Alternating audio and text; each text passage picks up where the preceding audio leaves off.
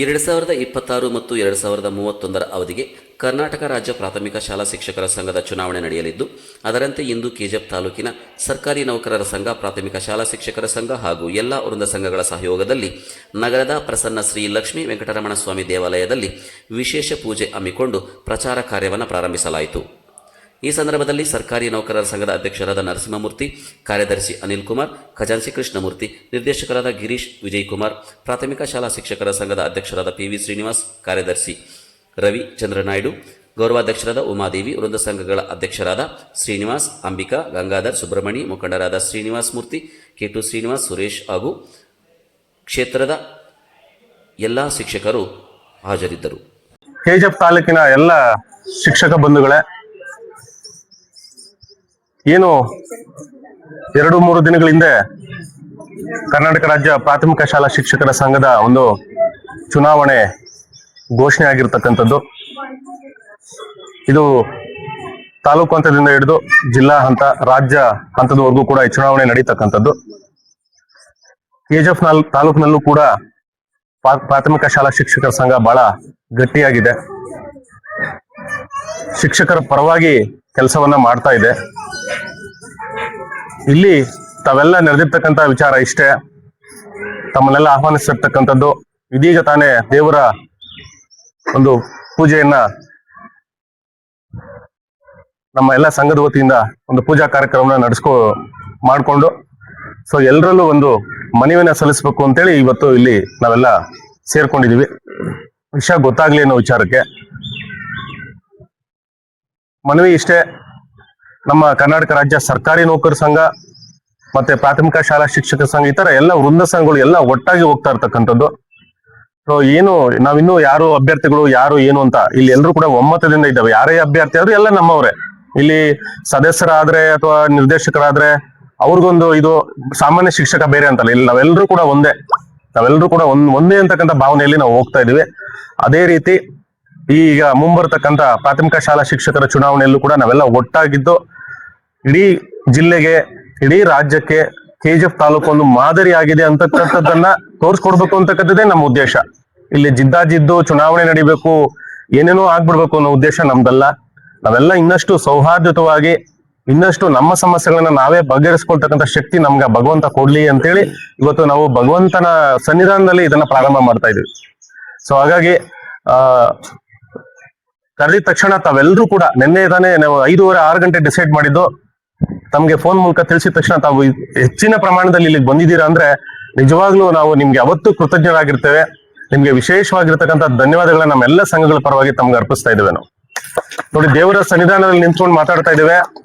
ನಾವು ಯಾರಿಗೂ ಕೂಡ ಅದು ಭಿನ್ನಾಭಿಪ್ರಾಯಗಳಿರ್ಬೋದೇ ಹೊರತು ನಮ್ಗೆ ಯಾವುದೇ ಯಾರ ಮೇಲೂ ದ್ವೇಷ ಇನ್ನೊಂದು ಏನೂ ಇಲ್ಲ.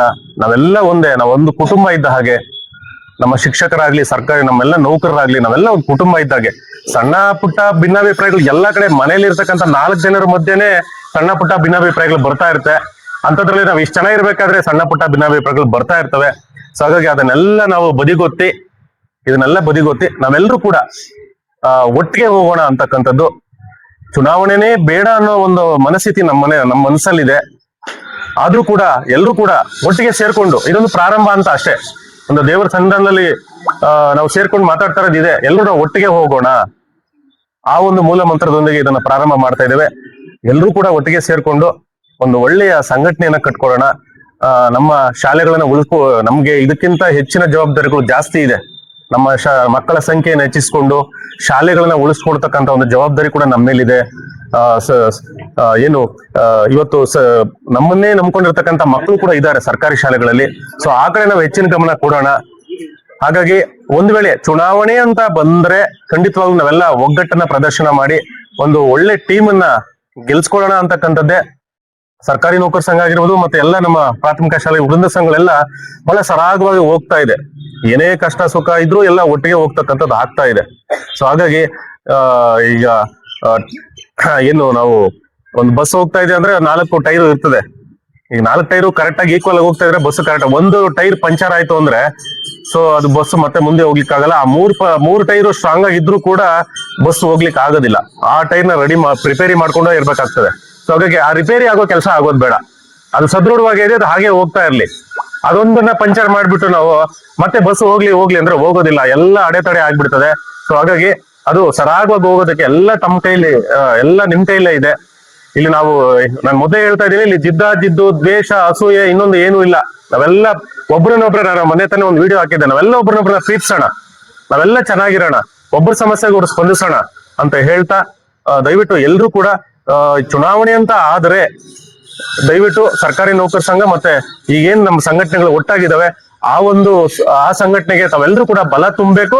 ನಮಗ್ ಬಲ ತುಂಬಿದ್ರೆ ಅದು ನಮಗ್ ಮಾತ್ರ ಅಲ್ಲ, ಅದರೊಟ್ಟಿಗೆ ನೀವು ಕೂಡ ಇರ್ತೀರಾ ಅಂತಕ್ಕಂಥ ಮಾತನ್ನ ಹೇಳ್ತಾ, ಬಂದಿದ್ದಕ್ಕೆ ತಮ್ಮೆಲ್ಲರಿಗೂ ಕೂಡ ನಾನು ಕೈ ಮುಗಿದು ಆ ಭಗವಂತ ತಮ್ಮೆಲ್ಲರಿಗೂ, ತಮಗೆ, ತಮ್ಮ ಕುಟುಂಬಕ್ಕೆ ಆ ಭಗವಂತ ಒಳ್ಳೇದ್ ಮಾಡ್ಲಿ ಅಂತ ಪ್ರಾರ್ಥನೆ ಮಾಡ್ತಾ ನಿಮ್ಮೆಲ್ಲರಿಗೂ ಧನ್ಯವಾದಗಳನ್ನ ಅರ್ಪಿಸ್ತೇನೆ. ಗುರುದೇವೋ ಭವ ಅಂದರೆ ಈ ಸಮಾಜದಲ್ಲಿ ದೇವರ ಸಮಾನ ಅಂತ ನೋಡುವಂತ ವೃತ್ತಿ ಅಥವಾ ವ್ಯಕ್ತಿ ಅಂದ್ರೆ ನಮ್ಮ ಶಿಕ್ಷಕ ಮಾತ್ರ. ಆದ್ರೆ ಇತ್ತೀಚೆಗೆ ಆ ಒಂದು ವೃತ್ತಿ ಗೌರವನ್ನ ಲೆಕ್ಕಿಸದೆ ದಿನಕ್ಕೊಂದು ಆದೇಶ, ದಿನಕ್ಕೊಂದು ಜವಾಬ್ದಾರಿ, ನಮ್ಮ ವೃತ್ತಿಗೆ ಸಂಬಂಧ ಇಲ್ಲ ಅಂತ ಹೆಚ್ಚುವರಿ ಹೊರೆಗಳನ್ನ ನಮ್ಮ ಶಿಕ್ಷಕರ ಮೇಲೆ ಹೇರ್ತಾ ಇದ್ದಾರೆ. ಶಾಲೆಯಲ್ಲಿ ಕೂತ್ಕೊಂಡಾಗ ಮಗು ಬಂದು ಪಾಠ ಮಾಡಿ ಸರ್ ಅಂತ ಹೇಳಿ ಕೇಳಿದಾಗ ಮಾಡಕ್ಕೆ ನಮ್ಗೆ ಇಷ್ಟ ಇದೆ, ನಮ್ಮ ವೃತ್ತಿ ಧರ್ಮ ಅದು, ಯಾಕಂದ್ರೆ ಮಕ್ಕಳು ನಮ್ಗೆ ಊಟ ಹಾಕೋದು. ಆದ್ರೆ ನಮ್ ಹೆಚ್ಚುವರಿ ಜವಾಬ್ದಾರಿ ಎಷ್ಟಿದೆ ಅಂದ್ರೆ ಪಾಠ ಮಾಡೋಕ್ಕೂ ಆಗ್ತಿಲ್ಲ, ಅಷ್ಟೊಂದು ಹೊರೆ ಇದೆ. ಅದೇ ರೀತಿ ಅಷ್ಟು ಒತ್ತಡ ಇದೆ. ಅದೇ ರೀತಿ ನಮ್ಮ ಶಿಕ್ಷಕರು ತುಂಬಾ ಅಮಾಯಕರು, ತುಂಬಾ ಬಯಸ್ತರು. ನಮ್ಗೆ ವೃತ್ತಿ ಒಂದೇ ಆಧಾರ. ಇಲಾಖೆ ಅಥವಾ ಎಷ್ಟೇ ಜವಾಬ್ದಾರಿ ಹಾಕಿದ್ರು ನಾವೆಲ್ಲ ಸಹಿಸ್ಕೊಂಡು ಆ ಎಲ್ಲಾ ಜವಾಬ್ದಾರಿಗಳನ್ನ ಮಾಡ್ತಾ ಇದೀವಿ. ಆದ್ರೆ ದಿನಕ್ಕೊಂದು ಆದೇಶ, ಈ ನಮ್ಮ ವೃತ್ತಿಯನ್ನ ಒಂದು ಗೌರವನ ಇಲ್ದಿರ ಆ ರೀತಿ ಮಾಡ್ತಾ ಇದ್ವಿ. ತಮ್ಗೆಲ್ಲ ನಾನು ಈ ಮೂಲಕ ಏನು ಹೇಳಿ ಬಯಸ್ತೀನಿ ಅಂದ್ರೆ, ನಮ್ಮ ಸಂಘ ಇನ್ನೂ ಬಲಪಡಿಸ್ಬೇಕು.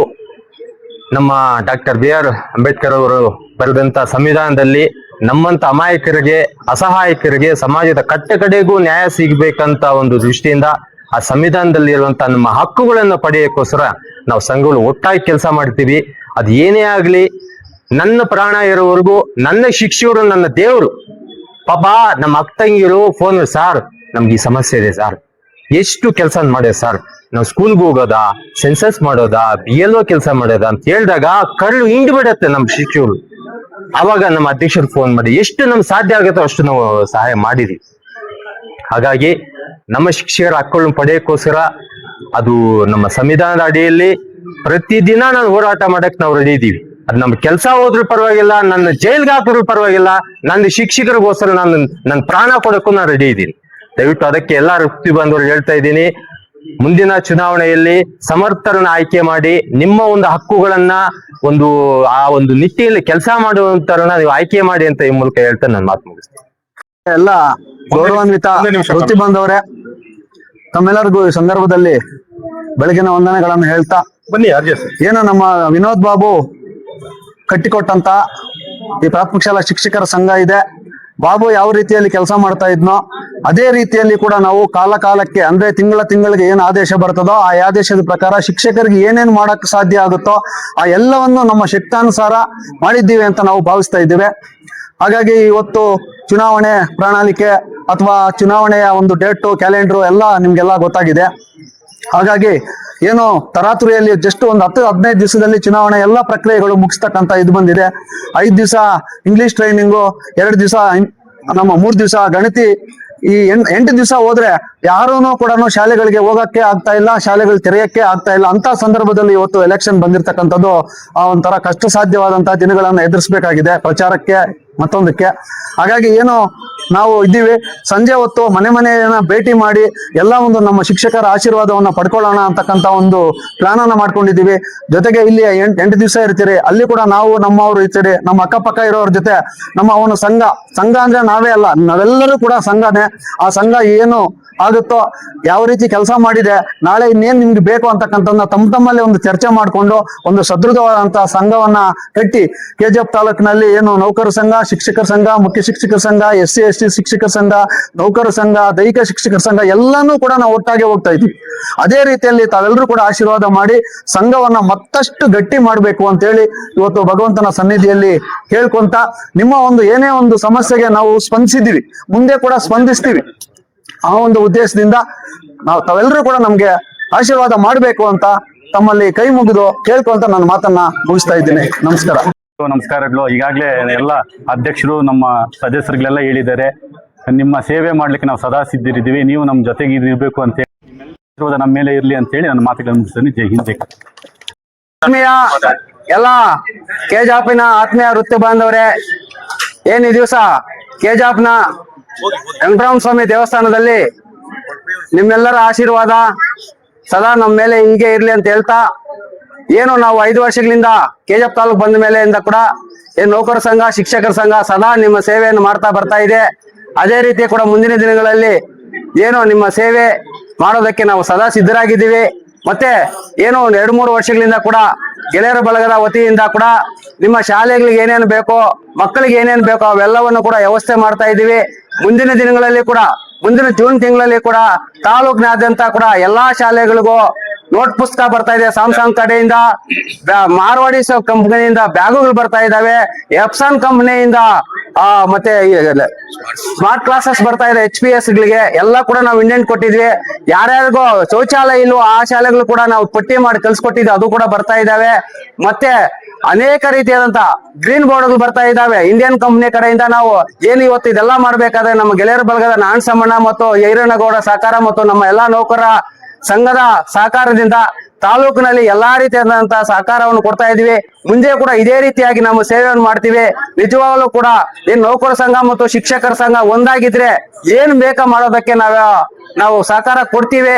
ನಿಜವಾಗ್ಲೂ ದಯವಿಟ್ಟು ನಿಮ್ಮೆಲ್ಲರಲ್ಲಿ ಮನವಿ ಮಾಡ್ಕೊಳ್ತೀವಿ ಏನಪ್ಪಾ ಅಂದ್ರೆ, ದಯವಿಟ್ಟು ಏನು ಇವತ್ತು ಈ ನಮ್ಮ LN ಸಾರ್ ಅವರ ಸಿಂಡಿಕೇಟ್ ಇಂದ ಅಥವಾ ಕೃಷ್ಣಮೂರ್ತಿ ಅಥವಾ ನಮ್ಮ ನಾಯ್ಡು ಅಥವಾ PV ಸಿಂಡಿಕೇಟ್ ಅಲ್ಲಿ ಯಾರು ನಿಲ್ತಾರೋ ದಯವಿಟ್ಟು ಅವರೆಲ್ಲರಿಗೂ ಕೂಡ ಏನು ಒಬ್ರು ಆ ಕಡೆ ಒಂದು ಈ ಕಡೆ ಒಂದು ಆರಿಸುವಂತ ಕೆಲಸ ಮಾಡಬೇಡ್ರಿ. ದಯವಿಟ್ಟು ನಿಮ್ಮಲ್ಲಿ ಬೇಡ್ಕೊಳ್ಳೋದಷ್ಟೇ, ಒಂದು ಸಿಂಡಿಕೇಟ್ ಹಾಕಿ ಆ ಸಿಂಡಿಕೇಟ್ ಅನ್ನು ಒಂದು 5 ವರ್ಷಗಳ ಕಾಲ ನೋಡಿ ಅವ್ರು ಯಾವ ರೀತಿ ಕೆಲಸ ಕಾರ್ಯ ಮಾಡ್ತಾರ ನೀವೆಲ್ಲರೂ ನೋಡುತ್ತೀರಿ.